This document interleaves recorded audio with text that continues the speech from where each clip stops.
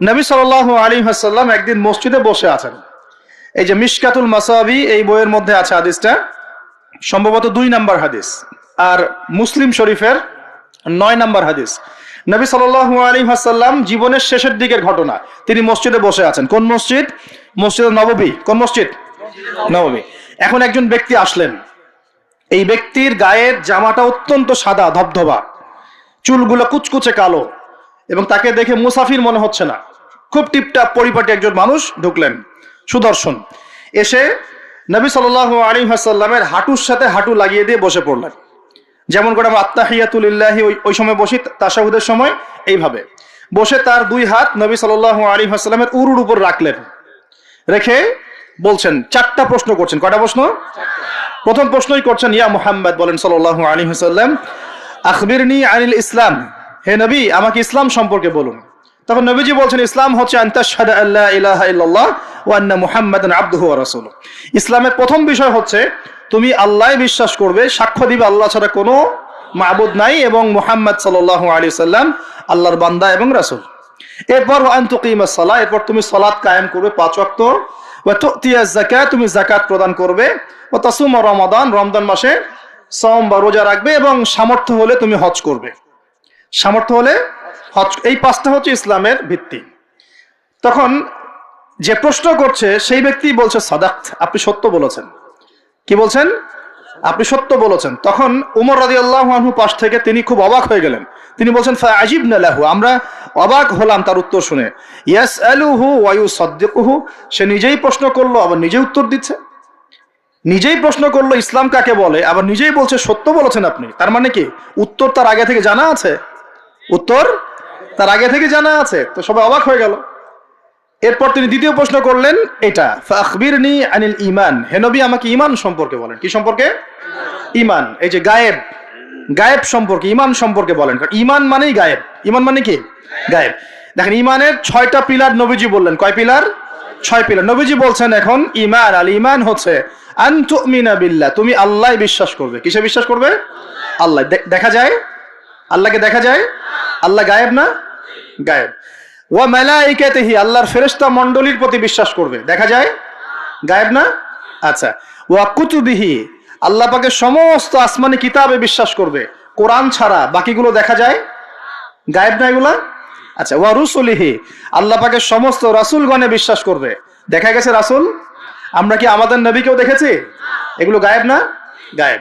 ওয়াল ইয়াউমিল আখির, পরকালে বিশ্বাস করবে। পরকাল মানে মৃত্যুর পরের জীবন থেকে জান্নাত জাহান্নাম পর্যন্ত দেখেছি আমরা কেউ? এগুলো গায়েব না? গায়েব।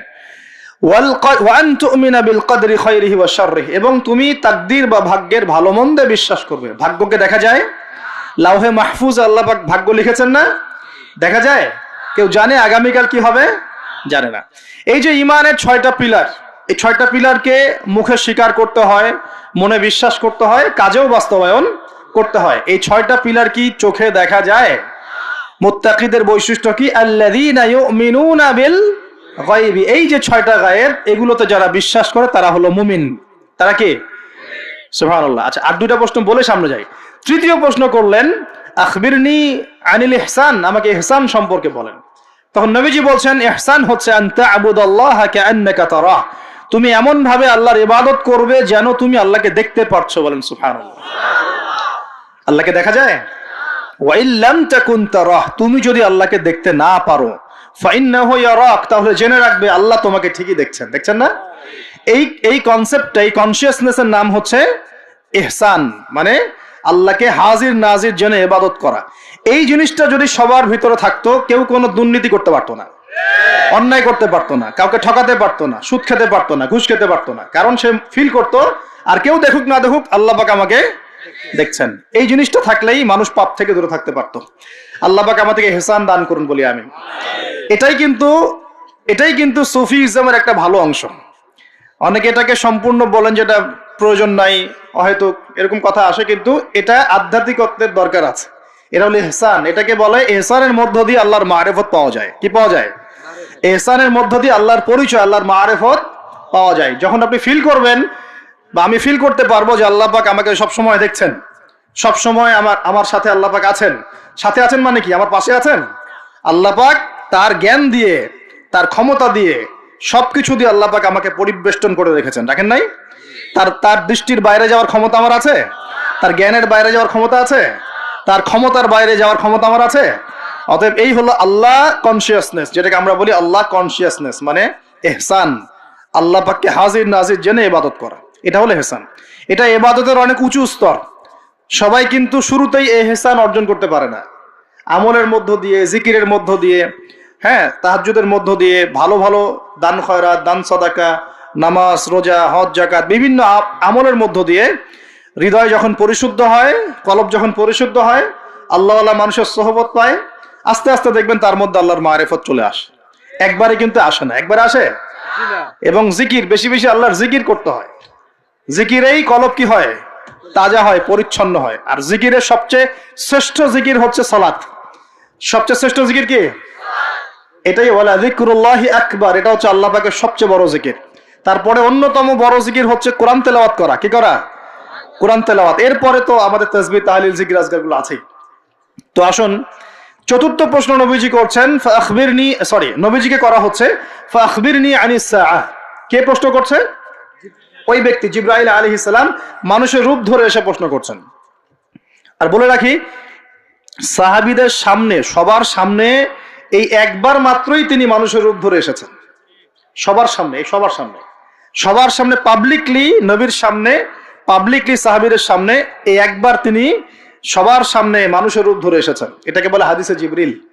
তখন চতুর্থ প্রশ্ন তিনি করছেন, ইয়া মুহাম্মদ আখবিরনি আনিস সাআহ, আমাকে কিয়ামত সম্পর্কে বলেন। কি সম্পর্কে?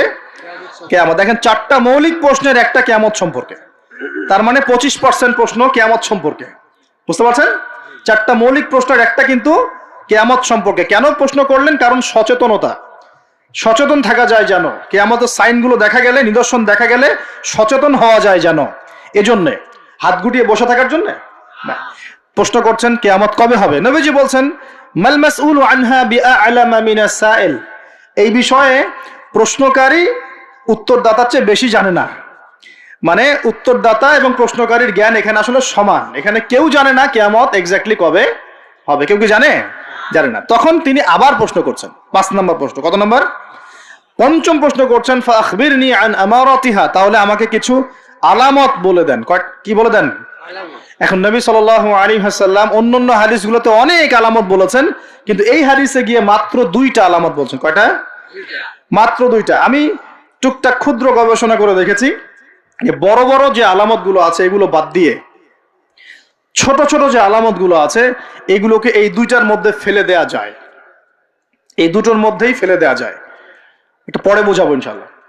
তো নবীজি বলছেন মাত্র 2টো আলামত কিয়ামতের। কয়টা?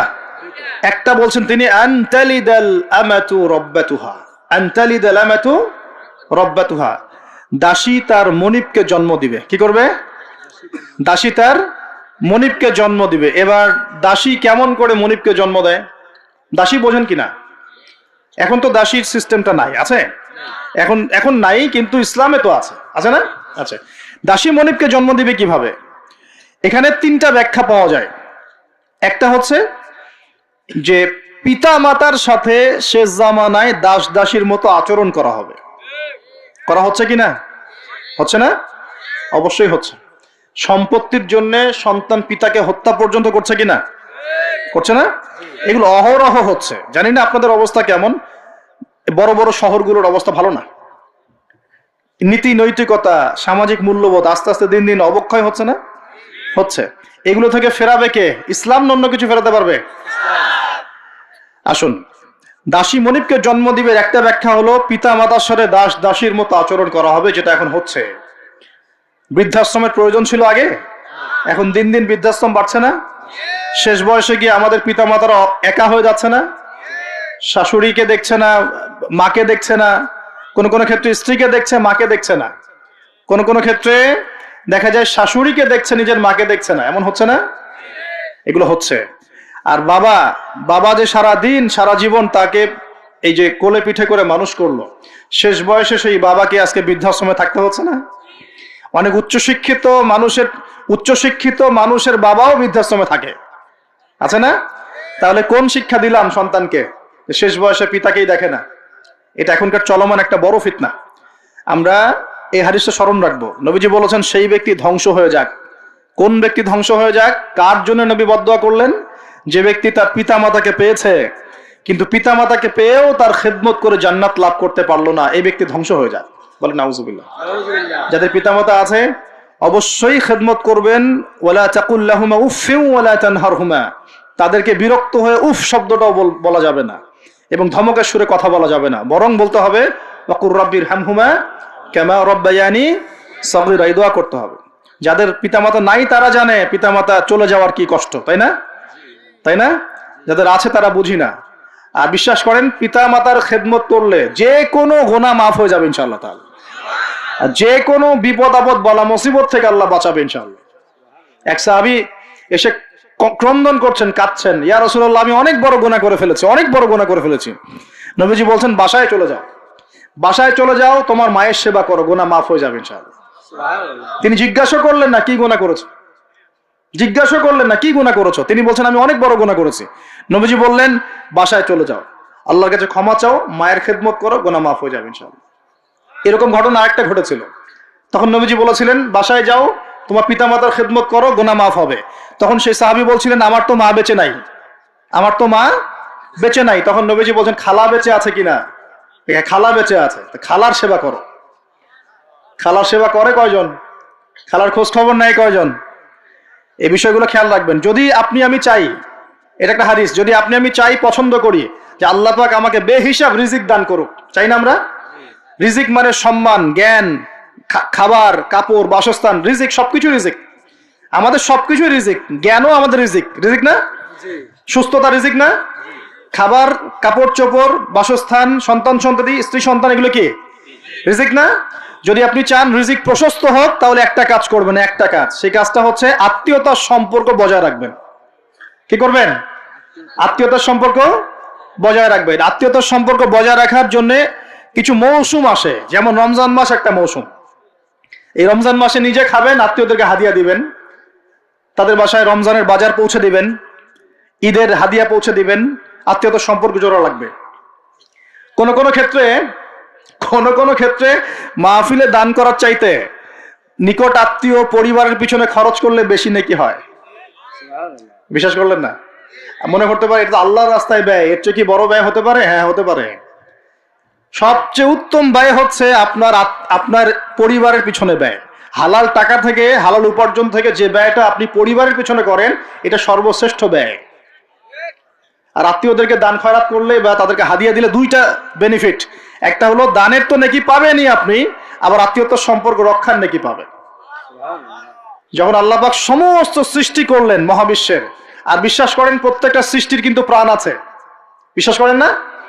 আকাশেরও জীবন আছে, এই মাটিরও জীবন আছে, পাহাড়ের জীবন আছে, সমুদ্রের জীবন আছে, সবকিছুর জীবন আছে। ওই সায়েন্স আমাদেরকে যেটা শেখায় এটা জীব, এটা জড়, এই সংজ্ঞা ঠিক না, এই সংজ্ঞা ঠিক না। তখন আল্লাহ পাক বলছেন যে শোনো, তোমার ব্যাপারে আমার ফয়সালা এবং ওয়াদা হচ্ছে যে তোমাকে টিকিয়ে রাখবে, যে তোমাকে টিকিয়ে রাখবে আমি তার ব্যাপারে খুব রহম হব, দয়ালু হব ইনশাআল্লাহ। আর যে তোমাকে নষ্ট করে ফেলবে তার সাথে আমি সম্পর্ক নষ্ট করে ফেলবো। আত্মীয়তার সম্পর্ক খুব ইম্পর্টেন্ট। তো রিজিক যদি প্রশস্ত হতে চান তাহলে অবশ্যই আত্মীয়তার সম্পর্ক বজায় রাখবে, ঠিক আছে? আল্লাহ তৌফিক দান করুন, আমিন। আর শেষ জামানায় তো ভাই বাবা ছেলের সাথে দূরত্ব, মা ছেলের সাথে দূরত্ব, ভাই ভাইকে দেখতে পারে না। আমরা তো সালামও দিই এখন হিসেব করে, দল দেখে সালাম দেই, হ্যাঁ মানুষ দেখে সালাম দেই, এবং আমার তরিকার কিনা, আমার দলের কিনা, আমার মাযহাবের কিনা, আমার সংগঠনের কিনা, এগুলো দেখে দেখে সালাম দেয়, তাই না? প্রিয় ভাইরা, এটাও কিয়ামতের লক্ষণ। বিশ্বাস করলেন না? আখিরুজ্জামানে হাদিসের মধ্যে স্পষ্ট আসছে কিয়ামতের আগে আগে সালাম মানুষ বেছে বেছে দেওয়া শুরু করবে। কি বলা নাই, সবই বলা আছে।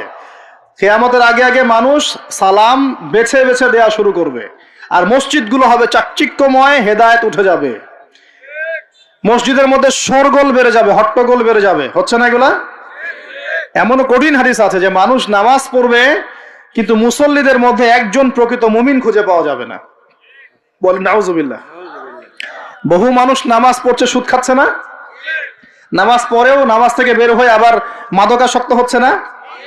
রোজা ইফতার খুলেই তো সিগারেটে হাত দিচ্ছে না? দিচ্ছে না?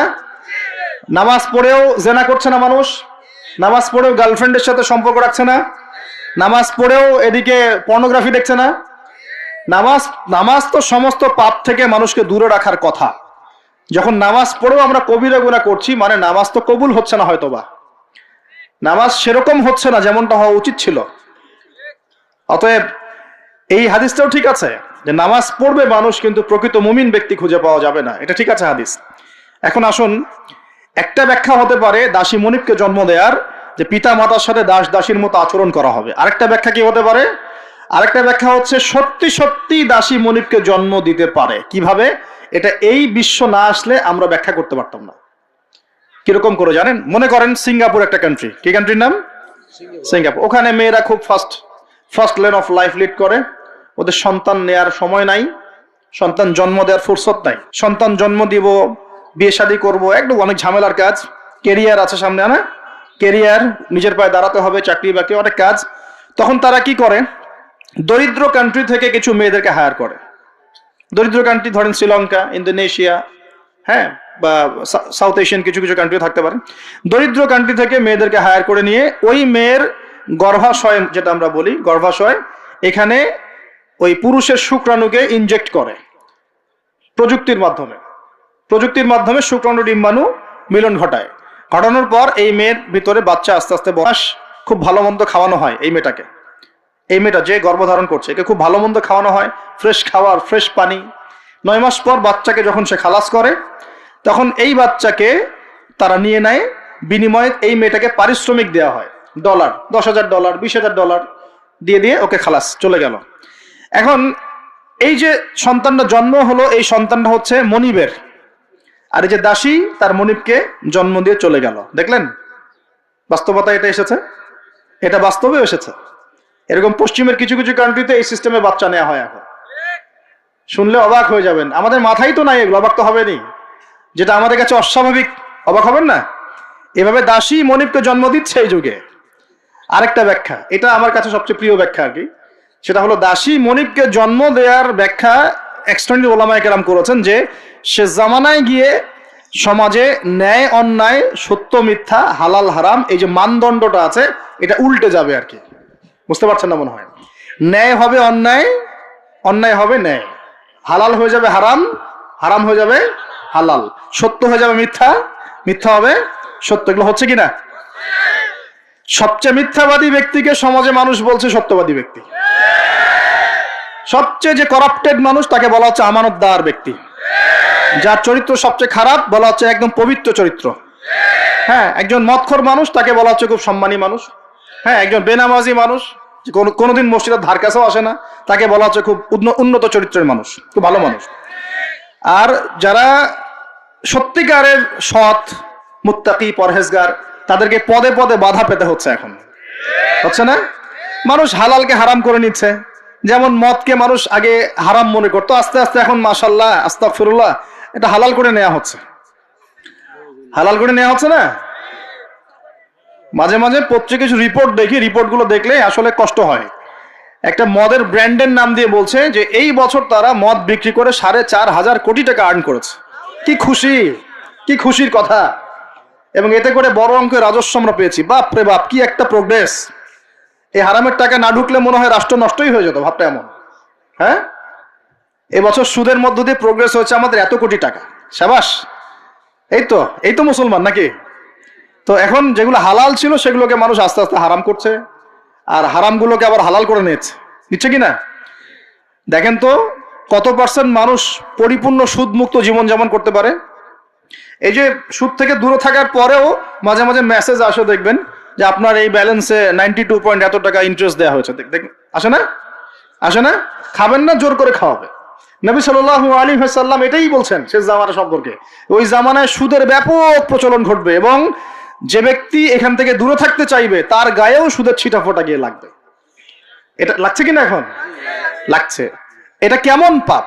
আল্লাহ নবী বলছেন এটা মায়ের সাথে জেনা করার মতো পাপ। এটা কেমন পাপ? আল্লাহ বলছেন আল্লাহ এবং তার রাসূলের সাথে যুদ্ধ করার মতো পাপ। নবীজি বুখারীর হাদিসে বলছেন 1 দিরহাম সুদ খেলে 36 বার জেনা করার গুনাহ হয়। এটা এমন পাপ। এর ফলশ্রুতিতে সমাজের এক শ্রেণীর মানুষ ধনী হয়, আর এক শ্রেণীর মানুষ আস্তে আস্তে গরিব হয়। সমাজটাকে বড় করে দেখলে দেখবেন বিশ্বে এক শ্রেণীর মানুষ ধনী হয়েছে, এক শ্রেণীর মানুষ গরিব হয়েছে। এটা সুদের ফলাফল। আস্তে আস্তে এর ধ্বংস অনিবার্য, কোনো উপায় নাই। এবং যারা দরিদ্র, ব্যক্তিগতভাবে দরিদ্র, সোশ্যালি দরিদ্র বা রাষ্ট্রগতভাবে দরিদ্র, এদের অবস্থা খারাপ। সুদের বেড়া জালে ফেলে এদের রক্ত চুষে সম্পদ নিয়ে নেবে, এটাই ওদের প্ল্যান, মাস্টার প্ল্যান। এবং যখন সুদের মধ্যে একটা জাতি পড়ে যায়, এর পুরো ব্লেম সবার উপরে চলে আসে, সবাই সুদের আন্ডারে চলে আসবে। সবার শ্রম থেকে এবং রক্ত মাংস ঘাম থেকে এই টাকা পরিশোধ করতে হবে। আপনার হয়তো ইকোনমিক্স কতটুকু বোঝেন আমি জানি না, আর এগুলো ওয়াজ মাহফিলে বলার মতো বিষয় নয়। ওয়ার্ল্ডে যারা ইকোনমিক বিষয়গুলো ডিল করে, এরা সুদ ছাড়া কোনো লোন আপনাকে দিবে না, বিনা সুদে কোনো লোন আপনাকে দিবে না। এখন এই সুদটার লোনটা আপনাকে শোধ করতে হবে না? সুদের লোন শোধ করতে হলে আপনাকে জনগণের শ্রম থেকেই সুদটা শোধ করতে হবে, অথবা আপনাকে আপনার নিজের রাষ্ট্রের প্রবৃদ্ধি বাড়িয়ে ওই টাকাটা শোধ করতে হবে। যেভাবেই হোক শোধ করতে হবে। তখন সবার উপরে সেই ব্লেমটা চলে আসবে, আসবে কিনা? এখান থেকে বের হওয়াও খুব কঠিন। এখন বের হওয়া খুব কঠিন। আল্লাহ পাক আমাদের জন্য সহজ করুন, দোয়া করে। কঠিন তবে অসম্ভব নয়, কঠিন তবে অসম্ভব নয়। দান সৎকা বাড়াতে হবে, জাকাতগুলো প্রদান করার সিস্টেম তৈরি করতে হবে। ওসর দিবেন, গবাদি পশুর জাকাত দিবেন, এবং অপচয় কমাবেন, দুর্নীতি কমাবেন। টাকার 2 নাম্বারই কমিয়ে দিলে এবং আমানতের খেয়ানত কমিয়ে দিলেই ইনশাআল্লাহ একটা জাতির জন্য আল্লাহ পাক আসমান এবং জমিনের বরকতের দরজা খুলে দেবে ইনশাআল্লাহ। আল্লাহ ওয়াদা করেছেন। এটা এইভাবে সলভ হওয়া সম্ভব। পরে বলবো কিছু কথা ইনশাআল্লাহ। তো এখানে আমার কাছে এই ব্যাখ্যাটা বেশি পছন্দ। নবীজিকে বলছেন কিয়ামতের সাইন বলেন, কিছু সাইন বলেন। নবীজি বলছেন দাসী মনিবকে জন্ম দিবে, তার অন্যতম ব্যাখ্যা হলো শেষ জামানায় হক বাতিল, ন্যায় অন্যায়, সত্য মিথ্যার মানদণ্ড উল্টে যাবে। এটা হয়েছে কিনা? আরেকটা সাইন তিনি বলেছেন, এটা ভালো করে শোনেন। নবীজি বলছেন সাল্লাল্লাহু আলাইহি ওয়াসাল্লাম যে কিয়ামতের আগে আগে ওয়ান্তারাল হুফাতাল উরাতাল আলাতা রিয়া আশ-শাই ইয়াতাতাওয়ালুনা ফিল বুনিয়ান। নবীজি বলছেন কিয়ামতের অন্যতম নিদর্শন হবে সমাজের সবচেয়ে নিকৃষ্ট শ্রেণীর মানুষ। নিকৃষ্ট বলতে দরিদ্র, একদম দরিদ্র, যার পায়ে স্যান্ডেল পরার টাকা ছিল না, গায়ে জামা কেনার টাকা ছিল না। হুফাতাল উরাতাল আলাতা রিয়া আশ-শাই, রাখাল, রাখাল, রিয়া আশ-শাই মানে রাখাল, একদম রাখাল শ্রেণীর মানুষ। এরা কি করবে? ইয়াতাতাওয়ালুনা ফিল বুনিয়ান, এরা উঁচু উঁচু বিল্ডিং নির্মাণ করবে না, বরং উঁচু উঁচু বিল্ডিং নির্মাণের প্রতিযোগিতা করবে। কি করবে? এখানে নির্মাণ করা অর্থ, ইয়াতাতাওয়ালুনা মানে কিন্তু বানানো না, মানে কি করা? কম্পিটিশন করা, প্রতিযোগিতা। আপনার 10 তলা, আমার 11, আপনার 12, আমার 13, আপনার 15, আমার 20। এই যে ইয়াতাতাওয়ালুনা ফিল বুনিয়ান, এই যুগটা চলছে না এখন? এই যুগটা কি 200-300 বছর আগে ছিল? তাহলে বুঝতে পারছি না সময় কাছাকাছি। এটা বোঝার জন্য কি পিএইচডি করার দরকার আছে? চোখ কান খুললেই তো দেখা যায়। ইয়াতাতাওয়ালুনা ফিল বুনিয়ান, কারা করবে? ধনীরা না, ধনীরা প্রতিযোগিতা করবে না, বলা হচ্ছে একদম দরিদ্র মানুষরা প্রতিযোগিতা করবে। এখন উত্তর দেন তো দেখি, কিভাবে গরিব মানুষ এরকম বিল্ডিং নির্মাণের প্রতিযোগিতা করতে পারে? হ্যাঁ, সুদ খাইলে। আরেকটা হচ্ছে অন্যের সম্পদ আত্মসাৎ করতে পারলে। এই দুইটা অপশন, হয় সুদ খাবে অথবা অন্যের সম্পদ গ্রাস করবে। মানে 1 নাম্বার পদ্ধতিতে করা সম্ভব না, 2 নাম্বারই করতে হবে। ঠিক আছে? আরেকটা অপশন হচ্ছে যদি গুপ্তধন পান, যদি মাটির থেকে গুপ্তধন বের হয়। হ্যাঁ, গুপ্তধনও বের হয় তো, আল্লাহ পাক তো ধন দিয়েছেন মুসলিমদেরকে, দেন নাই? ওই যে মধ্যপ্রাচ্যের কান্ট্রিগুলো দেখবেন, আজকে থেকে 60-70 বছর আগে তাদের অবস্থা দেখবেন, তারা বেদুইনের মতো জীবনযাপন করত। তারপরে 60-70 বছর হলো যে পেট্রোলিয়াম বের হয়েছে, ব্ল্যাক গোল্ড, যেটাকে আমরা বলি ব্ল্যাক অয়েল, ব্ল্যাক গোল্ড।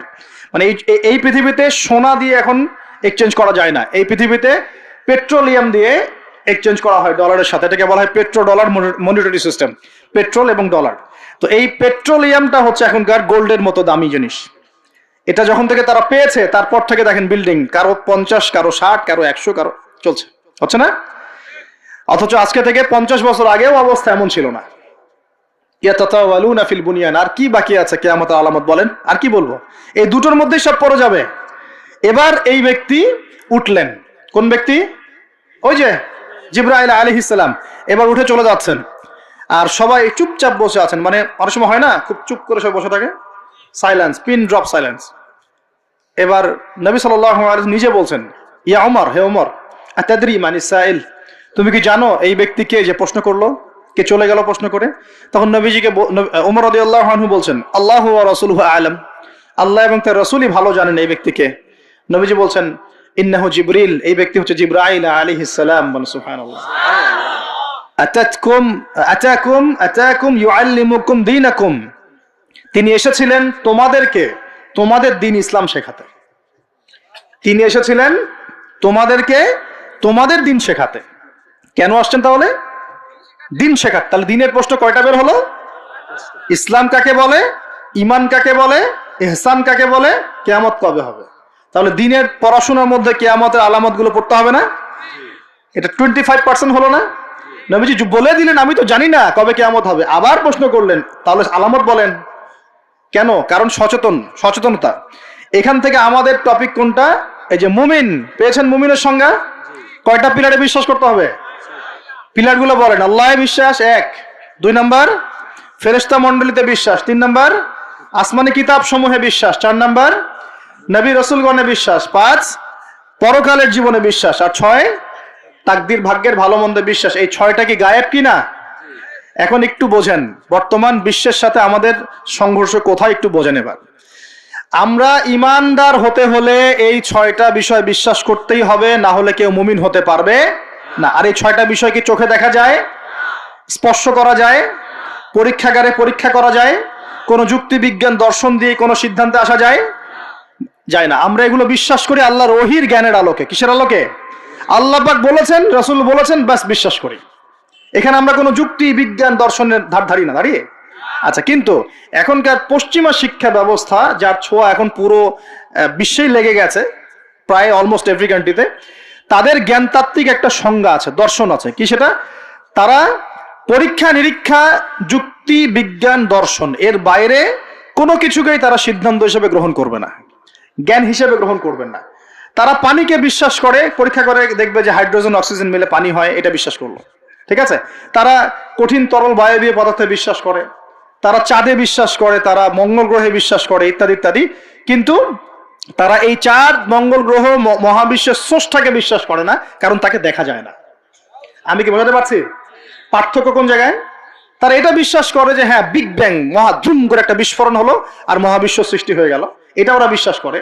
এই বিস্ফোরণ যে আল্লাহ পাক ঘটিয়েছেন এটাতে বিশ্বাস করবে না। বুঝতে পারছেন না মনে হয়? তারা বিশ্বাস করে যে হ্যাঁ, এই যে পানি খাচ্ছি, পানি একটা জিনিস, তরল পদার্থ খাচ্ছি, কিন্তু এই পানি যে কেউ সৃষ্টি করেছেন এটাতে তারা বিশ্বাস করবে না। তারা মনে করে হাইড্রোজেন অক্সিজেন মিলে পানি হয়, কে সৃষ্টি করলো সেটা তিনি বিশ্বাস করবে না। এটাকে আমরা ফিলোসফির ভাষায় বলি এপিস্টিমোলজি। কি বলি? খুব কঠিন শব্দ। এপিস্টিমোলজি মানে হলো জ্ঞান তত্ত্ব। কি তত্ত্ব?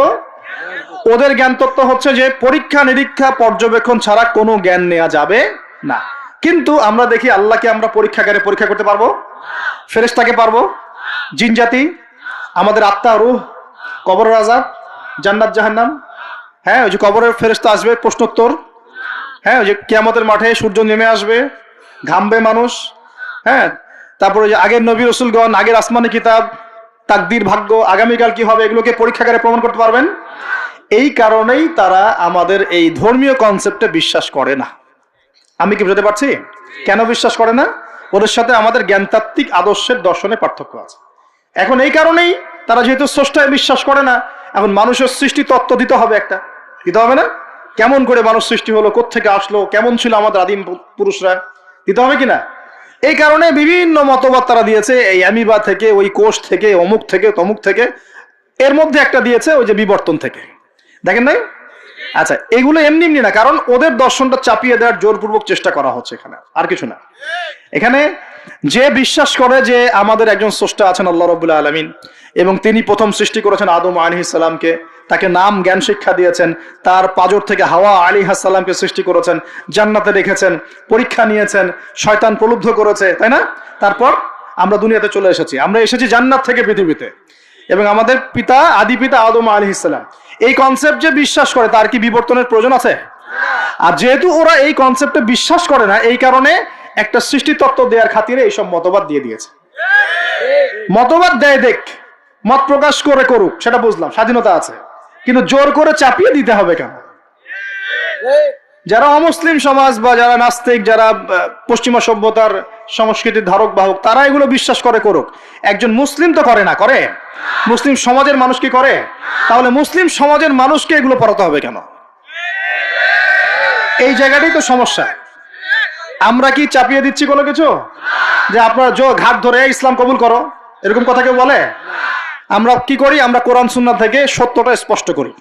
যার ইচ্ছা হয় সে ইসলাম কবুল করবে, যার ইচ্ছা হয় সে করবে না। লাকুম দীনুকুম ওয়ালিয়া দিন, তোমার দিন তোমার জন্য, আমাদের দিন আমার জন্য। তোমরা যদি কোরআন সুন্নাহ মেনে নাও, আত্মসমর্পণ করো, ইনশাআল্লাহ তোমরা জান্নাতে যাবে, ইনশাআল্লাহ তোমরা আমাদের ভাই হয়ে যাবে।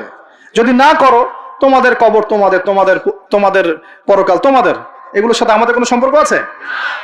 তো জোর করে মুসলিমরা কখনো চাপিয়ে দেয় না, কিন্তু মুসলিমদের উপরে এখন জোর করে এগুলো চাপিয়ে দেওয়া হচ্ছে। এগুলোতে বিশ্বাস করলে কিন্তু ঈমান থাকবে না। থাকবে? কেউ যদি বিশ্বাস করে আল্লাহ মানুষ থেকে মানুষ সৃষ্টি করেন নাই, অন্য কোনো প্রাণী থেকে করেছেন, তাহলে ঈমান থাকবে?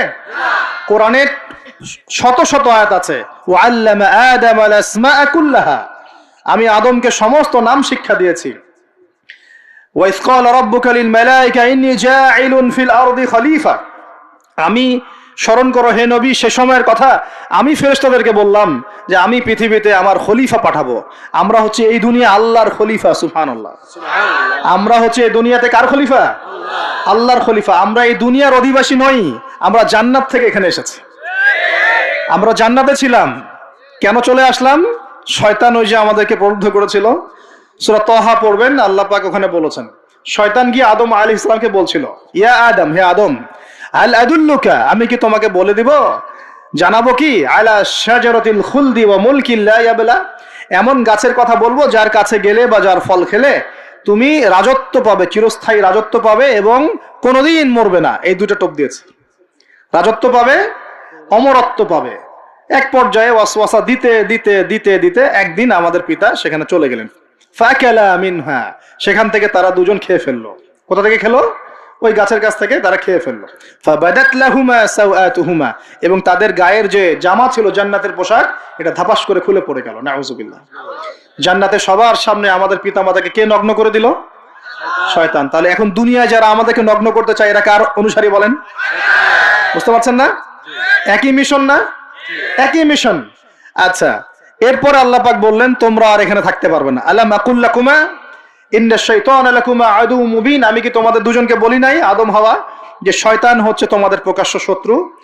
তখন তারা বললেন রব্বানা যালামনা আনফুসানা, বলেন রব্বানা যালামনা আনফুসানা ওয়া ইল্লাম তাগফির লানা ওয়া তারহামনা লানাকুনান্না মিনাল খাসিরিন।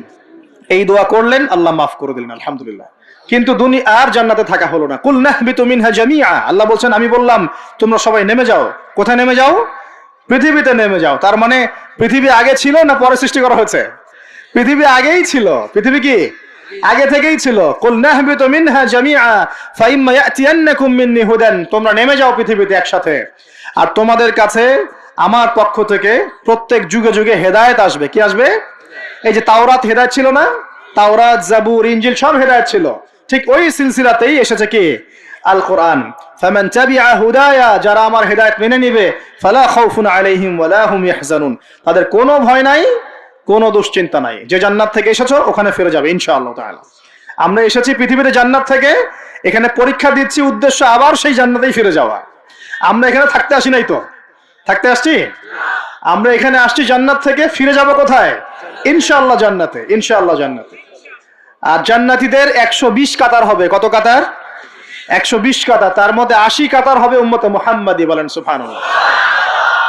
আর এই উম্মতে মুহাম্মাদির মধ্যে আরো 70,000 স্পেশাল মানুষ আছে। কত হাজার? যারা বিনা হিসেবে, বিনা আযাবে ডাইরেক্ট জান্নাতে যাবে ইনশাআল্লাহ। তবে অন্য একটা হাদিসে আসছে যে প্রত্যেক হাজারের সাথে আরো 70,000। তবে শর্ত কঠিন। কিরকম শর্ত? সাহাবীরা বসে ডিসকাস করছেন কে হতে পারে তারা।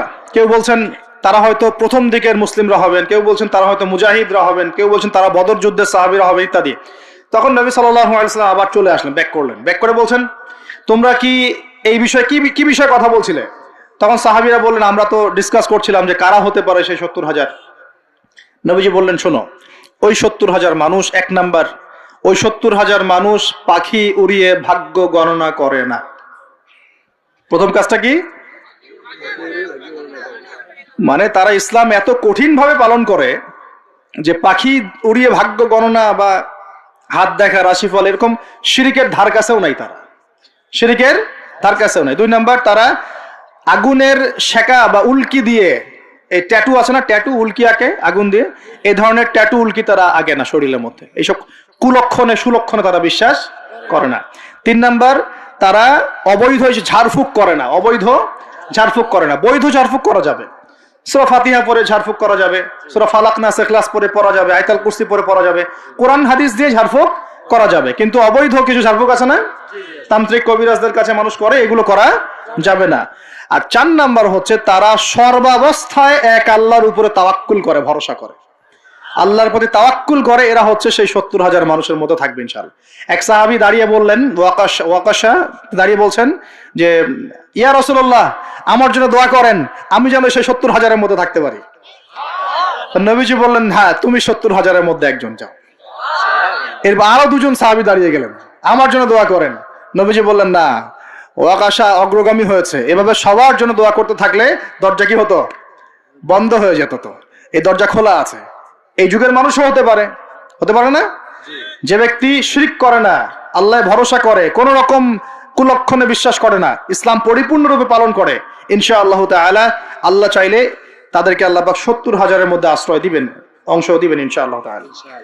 তো আমরা বলছিলাম যে আমরা কোত্থেকে আসছি ভাই? জান্নাত থেকে। কোথায় যাব? ইনশাআল্লাহ। এর মাঝখানে শয়তানের পথ রয়েছে কিছু, শয়তানের ফিতনা। কি ফিতনা? শয়তান চায়, শয়তান কিন্তু ওয়াদা করে আসছে, চ্যালেঞ্জ করে আসছে আল্লাহর কাছে। কি করছে? চ্যালেঞ্জ। শয়তান কি চ্যালেঞ্জ করছে জানেন? শয়তান চ্যালেঞ্জ করছে যে রব্বি, শয়তান বলছে রব্বি মানে হে আমার রব। শয়তান কিন্তু আস্তিক, শয়তান কিন্তু আস্তিক, শয়তান কিন্তু আল্লাহকে বিশ্বাস করে। সে বলছে রব্বি, হে আমার রব, আনজিরনি, আমাকে অবকাশ দিন, ইলা ইয়াউমি ইউবআসুন, কিয়ামত দিবস পর্যন্ত অবকাশ দিন। আল্লাহ বলছেন ফাইন্নাকা মিনাল মুনজারিন, যাও, তোমাকে অবকাশ দেওয়া হলো। কিয়ামত পর্যন্ত সময় আল্লাহর কাছে এমন বড় কিছু নয়, খুব সামান্য। এবার সে বলছে রব্বি ফাবিমা আগওয়াইতানি, হে আল্লাহ, যে আদমের জন্য আজকে আমাকে জান্নাত থেকে বের করে দেয়া হলো সিজদা না করার কারণে, লা আকুদান্না লাহু সিরাতাকাল মুস্তাকিম, ওই আদমকে জাহান্নামে নেয়ার জন্য আমি সরল পথে ওত পেতে বসে থাকবো। বসে থাকে না শয়তান? সুম্মা লাআতিয়ান্না মিন বাইনি আইদিহিম, খুব ভালো করে জায়গাটা বোঝেন প্রিয় ভাইরা। শয়তান চ্যালেঞ্জ করে বলছে সুম্মা, এর পরে আমি আসব আদম সন্তানের সামন থেকে। কোত্থেকে? এই সামন থেকে মানে অর্থ হচ্ছে দুনিয়া, মানে আপনাকে দুনিয়ার সমস্ত ফিতনা এসে প্রলুব্ধ করে রাখবে। কারণ দুনিয়া চোখের সামনে দেখা যায় না, দেখা যায়। দুনিয়ার অভাবের ধোঁকা দিবে, বেকারত্বের ধোঁকা দিবে, হতাশা, এইটা সেইটা, স্বামী স্ত্রীর ফিতনা, পরিবারের ফিতনা, সামাজিক ফিতনা, আপনাকে দুনিয়ার এই ফিতনা এসে ব্যস্ত রাখবে, রাখে না? এটা হচ্ছে সামন থেকে আসা। ওয়া মিন খালফিহিম, পিছন থেকে আসবো। পিছন থেকে মানে আপনাকে পরকাল সম্পর্কে হতাশ করে দিবে, এবং পরকাল সম্পর্কে আপনাকে কুধারণা সৃষ্টি করবে, এবং পরকাল সম্পর্কে আপনার মধ্যে একটা গাফেলতি সৃষ্টি করে দিবে যে পরকাল না, পরে দেখা যাবে। হ্যাঁ, পিছনে কি আছে? পরকাল না? পিছনটা পরকাল। তো পরকাল আসবে যখন, তখন দেখা যাবে। হ্যাঁ, বৃদ্ধ হলে তখন তওবা করে নিব, এখনো কি তাড়াহুড়ার কি আছে, পরে দেখা যাবে শেষ বয়সে। এরকম করে আপনাকে ভুলিয়ে ভালিয়ে রাখবে পিছন থেকে। আবার হতাশ করে দিবে, আমার পরকালে আমার জান্নাত হবে না, আমি তো এত আমল করতে পারি নাই, হ্যাঁ, আমার কি হবে, আমার আত্মহত্যা ছাড়া কোনো পথ নাই। এভাবে হতাশ করে ফেলবে আপনাকে পিছন থেকে। সুম্মা লাআতিয়ান্না মিন বাইনি আইদিহিম ওয়া মিন খালফিহিম, সামন থেকে আসবো, পিছন থেকে আসবো, ওয়া আন আইমানিহিম, ডান দিক থেকে আসবো। ডান দিক মানে কি? এটার ব্যাখ্যাও চমৎকার। ডান দিক মানে কি? আমরা বলি না ডান পক্ষ খুব ভালো মনে করি না? ডান পক্ষ ভালো, ডান দিকটা ভালো, শুভ মনে করি। তো ডান দিক হচ্ছে আপনাকে নেক্সট সুরতে সে ধোকায় ফেলবে। ডান দিক মানে কি? নেক্সট সুরতে ধোকায় ফেলবে। মনে করেন ডান দিক মানে ভালো, মানে আপনি নামাজ পড়ছেন কিন্তু নামাজের মধ্যে শিরক ঢুকাই দিবে। মানুষ দেখতেছে ভালো করে নামাজ পড়ি, নামাজ যাকাত দিচ্ছেন, দান সৎকার করছেন, মনের মধ্যে রিয়া ঢুকাই দিবে। ভালো কাজই তো করছে, ঠিক আছে? মানে হ্যাঁ, এটাও ঠিক। ওই যে হালাল প্রেমের দিকে উদ্বুদ্ধ করার চেষ্টা করবে। ডান নেক্সট সুরতে ধোকা, নেক্সট সুরতে। হ্যাঁ, নেক্সট মানে আলেম হয়েছে মানুষ, সবাই একদম বড় বক্তা আলেম সব বলছে, মনের মধ্যে অহংকার, নেক্সট সুরতে ধোকা, ঠিক আছে? বা মনে হচ্ছে যে এক ভাইয়ের গীবত তহমত সমালোচনা করাকে সে দিনের পথে সংগ্রাম মনে করছে, নেক্সট সুরতে ধোকা। হ্যাঁ, এক ভাইয়ের সমালোচনা করা, গীবত করা, তার চরিত্র উদ্ধার করে ফেলা, এটাকে সে মনে করছে যে দিনের জন্যই করছে। ঠিক আছে, নেক্সট সুরতে ধোকা, নেক্সট সুরতে ডান দিক থেকে মানে কি নেক্সট সুরতে আপনাকে ধোকায় ফেলে দিবে। ফেলছে না? ফেলছে। কিন্তু এটা কিন্তু ডেঞ্জারাস। এটা কাদের জন্য? এটা আবেদ মানুষদের জন্যই, যারা আল্লাহকে মানে, রাসূলকে মানে, চেষ্টা করে দিনের পথে চলার জন্য, এদেরকে সে ডান দিক থেকে আসবে আর কি। মানে আমাদের ক্ষেত্রে আল্লাহ পাক হেফাজত করুন, বলি আমিন। আর চতুর্থটা হলো ওয়ান শামাইলিহিম, ওদের বাম দিক থেকে আসবো। এটা কেমন? এটা হচ্ছে ফাসেক জালেম শ্রেণীর মানুষ যারা, তাদের সামনে মদ, জুয়া, জেনা সবকিছু উন্মুক্ত করে দিবে। এগুলোর পিছনে ছোট এখন। তো এইভাবে চতুর্দিক থেকে শয়তান আসবে এবং বলবে, আল্লাহকে বলেছে ওয়ালা তাজিদু আকসারহুম শাকিরিন, আল্লাহ আপনি বেশিরভাগ আদম সন্তানকেই শুকরগুজার পাবেন না। এটা কি বাস্তব না? এখন বেশিরভাগ মুসলিম নামাজ পড়ে না পড়ে না? বেশিরভাগ মুসলিম যাকাত দেয় কি দেয় না? রমজান মাস আসছে, দেখবেন বেশিরভাগই অনেকেই রোজা রাখবে না, আছে না? রমজান মাসে মানুষ বেপরদায় চলছে না? রোজা রেখেও মানুষ মাপে কম দিবে না? নামাজ পড়েও সুদ খাচ্ছে না? মানে বেশিরভাগ মানুষ কিন্তু সত্যি সত্যি আল্লাহর পথে নাই। এই পৃথিবীতে বেশিরভাগ মানুষ বলছে আল্লাহর সন্তান আছে, নাউজুবিল্লাহ। খ্রিস্টানরা বলছে না আল্লাহর সন্তান আছে? তো বেশিরভাগ মানুষকে আমি পথভ্রষ্ট করে ছাড়বো, শয়তান কিন্তু বলে গেছে, এবং সেটা কিন্তু বাস্তব হচ্ছেও। আল্লাহ পাক অন্য সূরায় বলেছেন ওয়া কালিলুম মিন ইবাদিয়াশ শাকুর, আমার শুকরগুজার বান্দা খুব কম হবে। কি হবে? কম হবে। হাদিসের মধ্যেও আসছে যে তোমরা ৭৩ দলে ভাগ হয়ে যাবে। কত দল? তার মধ্যে একটা মাত্র দল জান্নাতে যাবে। কয়টা দল? মা আনা আলাইহি ওয়া আসহাবি, আমি যার উপরে আছি, আমার সাহাবীরা যার উপরে আছেন। তো বুঝতে পারছি যে জাহান্নামে বেশিরভাগ মানুষই যাবে, অল্প মানুষই জান্নাতে যাবে। তবে জান্নাতীদের মধ্যে বেশিরভাগ হবে উম্মতে মুহাম্মাদের মধ্যে ইনশাআল্লাহ তাআলা। আর তবে সুসংবাদ আছে। সুসংবাদ কি? আল্লাহ রাব্বুল আলামিন আমাদের নবীজিকে একটা ওয়াদা করেছেন, এটা গিফট, হাদিয়া দিয়েছেন। কিরকম হাদিয়া? আমাদের নবীজিকে আল্লাহ পাক বলেছেন, হে মুহাম্মদ সাল্লাল্লাহু আলাইহি ওয়াসাল্লাম, তোমার উম্মতের মধ্যে কোনো ব্যক্তি যদি আসমান জমিনের সমান গুনাহ করে, কিন্তু তার আমল নামায় শিরকের কোনো পাপ থাকে না, শিরকের কোনো গুনাহ নাই, আমি তার সামনে আসমান জমিন সমান ক্ষমা নিয়ে হাজির হব ইনশাআল্লাহ। মানে যে ব্যক্তি লা ইলাহা ইল্লাল্লাহ মন থেকে পড়েছে, আমল করার চেষ্টা করেছে, শিরক থেকে বেঁচে থাকার চেষ্টা করেছে, ইনশাআল্লাহ একদিন না একদিন সে জান্নাতে যাবেই যাবে ইনশাআল্লাহ। এটা তো খুশির কথা আমাদের জন্য। আল্লাহ পাক আমাদেরকে তাওহীদপন্থী বানাক এবং শিরক থেকে বাঁচিয়ে রাখুন, দোয়া করি। এখন মুমিনের সংজ্ঞা তো বুঝলেন, এই সমস্ত গায়েবে আমরা বিশ্বাস করি বলেই আমরা কি মুমিন। এই মুমিনদেরকে আল্লাহ পাক বলছেন ইত্তাকুল্লাহ, তোমরা আল্লাহকে ভয় করো। কি করো? আর মুমিন হলেই মুত্তাকি হওয়া যাচ্ছে না। মুমিনদেরকে আল্লাহ পাক বলছেন যে আল্লাহকে ভয় করো। আল্লাহকে ভয় করার মানে কি? এক কথায় আমি একটা অ্যানসার দিচ্ছি। সূরা হাশরে চলে যান। কোন সূরা? সূরা হাশর। এই সূরার 7 নম্বর আয়াত। কত নম্বর?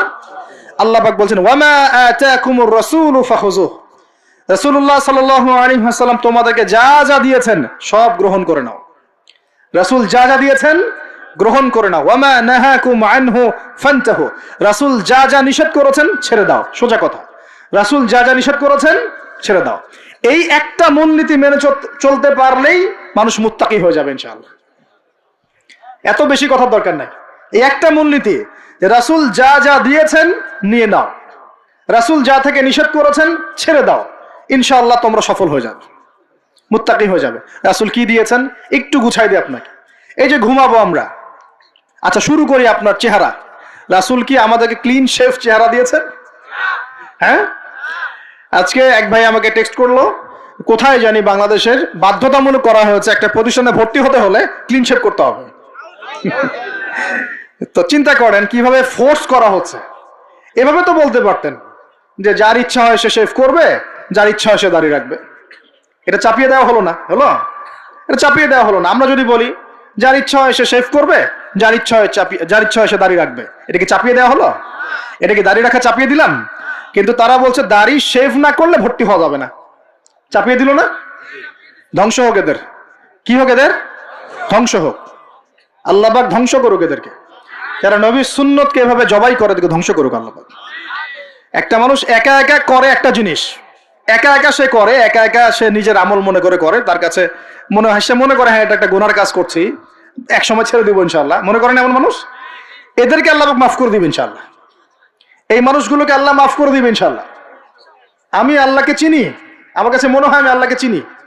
একজন মানুষ মনে করে একটা শেভ করতেছে, কিন্তু তার মনে হয় যে না, আসলে শেভ করাটা খারাপ কাজ, এটা খারাপ কাজ, এটা আসলে আমি বাধ্য হয়ে করছি বা করতে হচ্ছে, ইনশাআল্লাহ আমি আর একটু বড় হলে ছেড়ে দিব, ইনশাআল্লাহ আল্লাহ চাইলে তাকে মাফ করে দিবে ইনশাআল্লাহ। আর একজন এটাকে করতে বাধ্য করছে, না এটা করতেই হবে, রাখা যাবে না সুন্নাত, এটা কাটতে হবে, শেভ করতে হবে, এ মাফ পাবে না ইনশাআল্লাহ তাআলা, ইল্লা মাশাআল্লাহ, ইল্লা মাশাআল্লাহ। তো চাপিয়ে দেওয়া খুব খারাপ জিনিস। কেন চাপিয়ে দিবেন আপনি? কেন চাপিয়ে দিবেন? আর একজন পুরুষের সৌন্দর্যই তো হচ্ছে দাড়ি। আমি তো আফসোস করি যে দাড়ি নাই চেহারায়, কত আফসোস করি যে মানুষ, আপনাদের দাড়ি দেখলে আমার হিংসা হয়, ঈর্ষা হয়। এটা ঈর্ষা, হিংসা না, এটা কি ঈর্ষা। গাল ভর্তি দাড়ি থাকবে, দেখে কত চমৎকার লাগে, মাশাআল্লাহ। আমাদের নবী সাল্লাল্লাহু আলাইহি ওয়াসাল্লামের চেয়ে কোনো হ্যান্ডসাম পুরুষ আছে? ছিল কখনো? নবী সাল্লাল্লাহু আলাইহি ওয়াসাল্লামের দাড়িগুলো এত সুন্দর ছিল, দাড়ি দিয়ে খুশবু বের হতো, সুবহানাল্লাহ। এমনিতেই দাড়িতে মেহেদি না দিয়েই দাড়ি একটু ব্রাউন রঙের দাড়ি ছিল, মেহেদি দেওয়া লাগতো না, এমনি ব্রাউন কালার দাড়ি। বুঝতে পারছেন না মনে হয়? অনেক টকটকা ফর্সা মানুষ ছিলেন তিনি। আমাদের একদম উপর লেভেল থেকে শুরু করে বাথরুমের টয়লেট পর্যন্ত সব এখন পশ্চিমা কালচারে চলছে। কোন কোন জায়গায় এমন টয়লেট দেখা যায় যে দাঁড়ায়ও পেশাব করার বুদ্ধি নেই, দেখেন নাই মনে হয়? একটা তো স্টেনজা করতে হয় বা পায়ে ভর দিয়ে। কোন পায়ে? এখন এই যে ইংলিশ কমোডে আপনি বা পায়ে ভর দিয়ে কেমনে করবেন বলেন দেখি, কিভাবে সুযোগ আছে? আর পাবলিক টয়লেট যদি হয় তাহলে ওটাতে বসলে কাপড় এগুলো পাক থাকবে, ওটাতে নামাজ হবে? চিন্তা করেন তো, এটা সূচিবায়ু হয় না? আচ্ছা, সব জায়গায় পশ্চিমা সভ্যতা ঢুকে গেছে এখন, সব জায়গায়, বাথরুম থেকে শুরু করে একদম ওই বিশ্ব পরিচালনা পর্যন্ত সব ওদের শূন্যতা চলছে। আর কিছু দেখলাম যে এরকম কিছু বোল বা বাটির মতো রেখে দিয়েছে, ওখানে দাঁড়ায় দাঁড়াই ধরে ধরে করতে হবে। হ্যাঁ, এখন দেখা যায় কোনো মানুষের হাইট 6 ফুট, কোনো মানুষের 5 ফুট, কোনো মানুষের 4 ফুট। এখন যদি ম্যাচ না করে এখন কি করবে? বাপ যদি ঠিক না হয় কি করবে? চিন্তা, এগুলো দেখেন নাই মনে হয়? দেখবেন, ঘুরতে থাকেন। আল্লাহ পাক কি বলেছেন? সিরু ফিল আরদ, জমিনে বিচরণ করো, ঘোরো, জমিন ঘুরে দেখো, ফানজুর, দেখো কাইফা কানা আকিবাতুল মুকাজ্জিবিন, আল্লাহর বিধান যারা অস্বীকার করেছে ওদের কি পরিণতি হয়েছে দেখো। ঘুরতে বলেছেন আল্লাহ পাক। তো দেখেন আমাদের সব সুন্নত গুলো কেন জানি আস্তে আস্তে ওইদিকে চলে যাচ্ছে। আল্লাহ পাক বাঁচাক আমাদেরকে।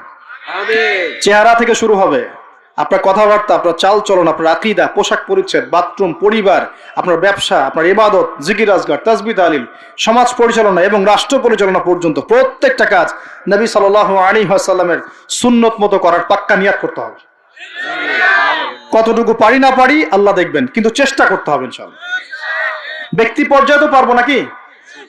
এখানে তো আমাকে কেউ ফোর্স করবে না, করবে? আমি যদি দাড়ি ছেড়ে দেই কারো কিছু বলার আছে? আপনি যদি হালাল খান কেউ কিছু ফোর্স করবে আপনাকে? আপনি নামাজ ঠিক মতো পড়েন, রোজা রাখেন, তাসবিহ তাহলিল করেন, জিকির আজগার করেন, আপনার পরিবারে পর্দা কায়েম করেন, কেউ কি ফোর্স করবে আপনাকে? উপরের লেভেলে হয়তো আমরা ইম্পোজ করার ক্ষমতা আমাদের নাই, ওটা পরে। আগে ব্যক্তি জীবন ঠিক করেন, আগে ব্যক্তি জীবন ঠিক করেন, পরিবার ঠিক করেন, আপনার অর্থনীতি ঠিক করেন। ইনশাআল্লাহ তাআলা আল্লাহ পাক আমাদেরকে প্রকৃত মুত্তাকি বানিয়ে দিবেন ইনশাআল্লাহ।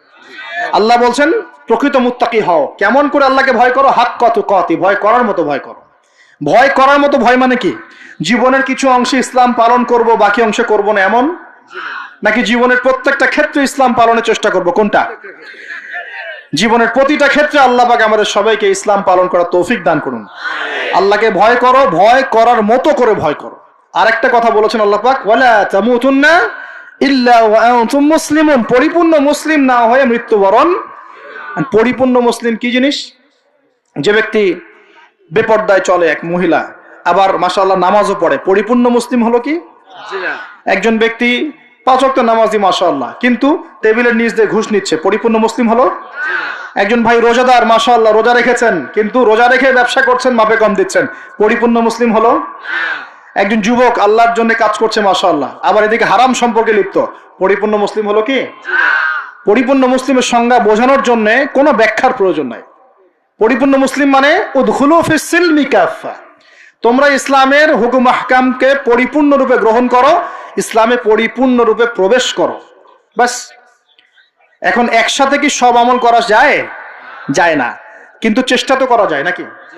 আমরা শুরু করি, আমরা চেষ্টা করি, ব্যক্তি পর্যায় থেকে শুরু করি, পরিবারটা ঠিক করার চেষ্টা করি, হালাল খাওয়ার চেষ্টা করি, ইবাদত বাড়িয়ে দেই, দিনের জ্ঞান অর্জন করি, ওলামায়ে কেরামের সোহবতে থাকি, আল্লাহর জিকির বাড়িয়ে দেই, ইনশাআল্লাহ তাআলা আল্লাহ পাক অনেক বড় জায়গায় নিয়ে যাবে ইনশাআল্লাহ তাআলা।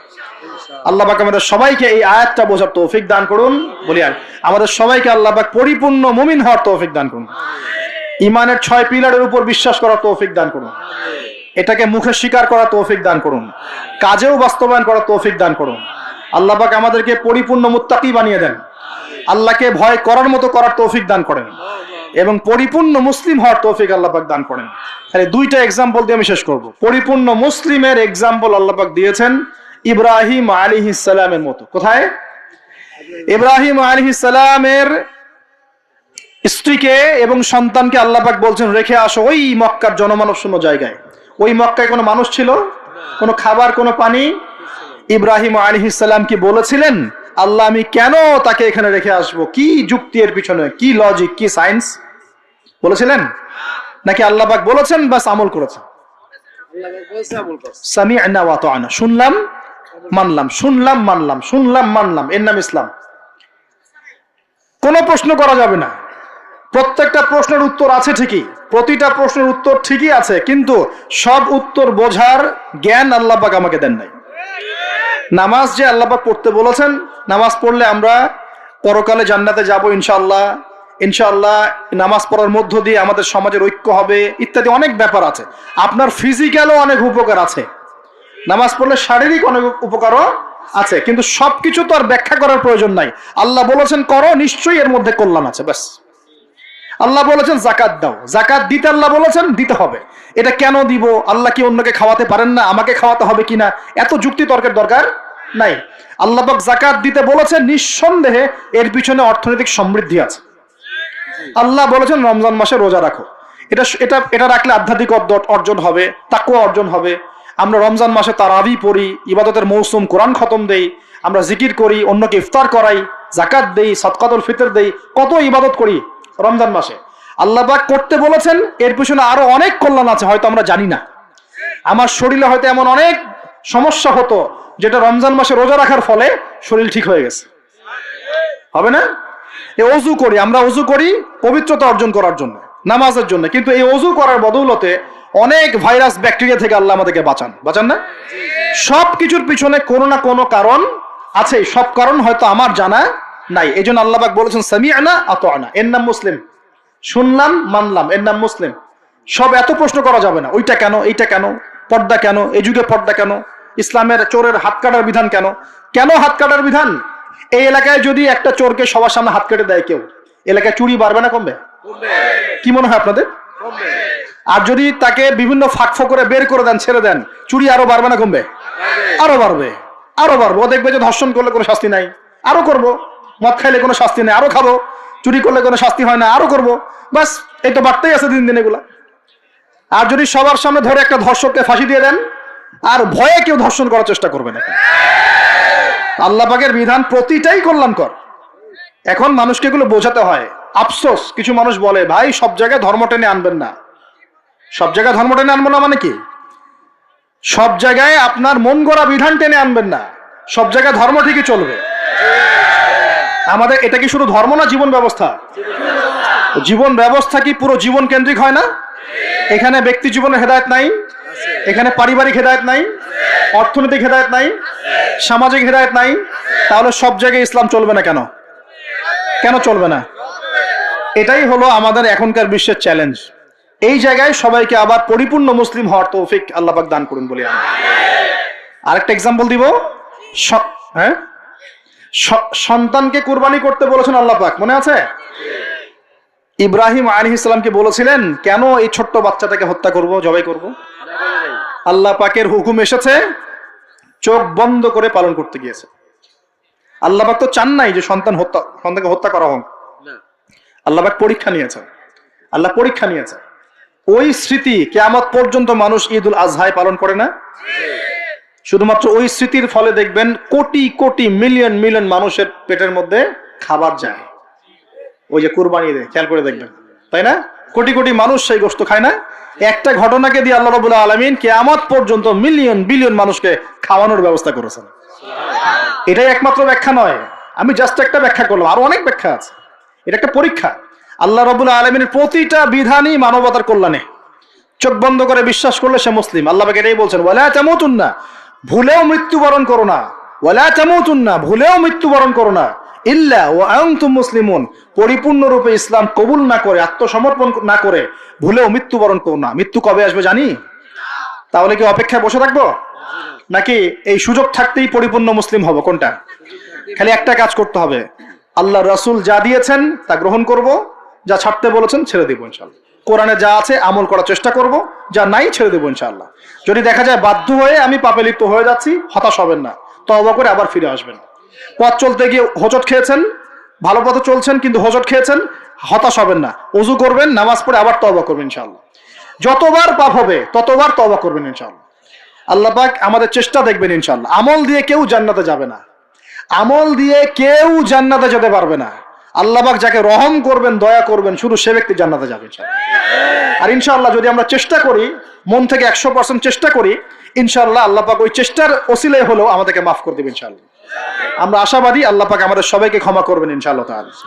আমরা শিরক করব না, বেদাতি আমলে যাব না, হারাম খাবো না, আল্লাহর হুকুম আহকামের বিরুদ্ধাচরণ করব না, এবং নবীর সুন্নত মেনে চলার চেষ্টা করবো ইনশাআল্লাহ তাআলা। আল্লাহ পাক এই ওসিলায় আমাদের সবার গুনাহগুলোকে মাফ করে দেন। আমরা দোয়া করি আল্লাহ পাক সবাইকে যেন পরিপূর্ণ মুসলিম হওয়ার তৌফিক দান করেন, নামাজি বানিয়ে দেন, আসন্ন রমজানে 30টা রোজা সুস্থতার সাথে রাখার তৌফিক দান করেন।